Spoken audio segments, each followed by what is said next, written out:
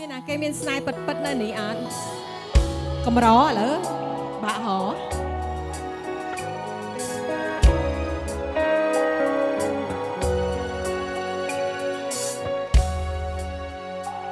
ខ្ញុំជា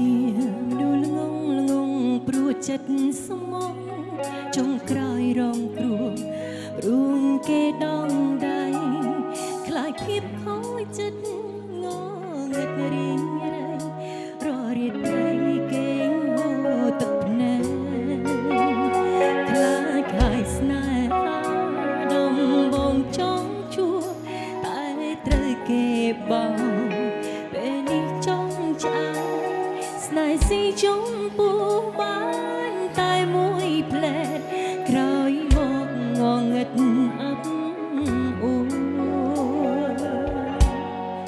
ចិត្តនេះកិច្ចផុតដែរទេរឿងរ៉ាវស្នេហាឈឺចាប់ឲ្យដងបែបនេះបើមិនស្លាប់ក៏ពីកាលតែដងវាញឹកញាប់ពេកមិនមែនឈឺចាប់ទៅតែម្ដងងឹតបែបដងដែរកុំសោះ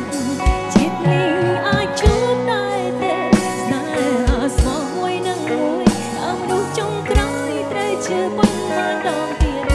ទើបជួបអ្នកនៅពីណាមកជាបាបបែដងរងតែរងចាំមនុស្សម្នាក់ដែលស្មោះយូរហើយ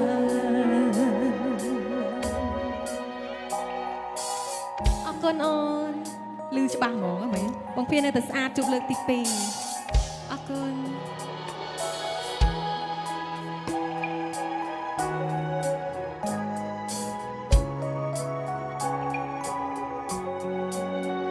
ខ្លាចហើយស្នេហា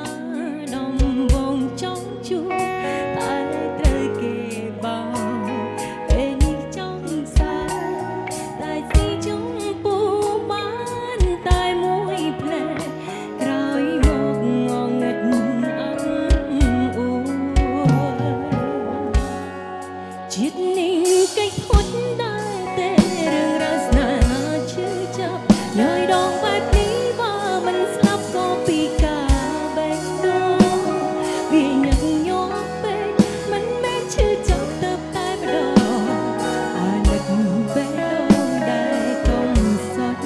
ជាតិនេះអាចជួបដែរទេស្នេហាស្មោះមួយនឹងមួយអើយចុងក្រោយត្រូវឈឺប៉ុន្មានដងទៀតទើបជួបអ្នកនៅពីណាមកជាបាបែដងរង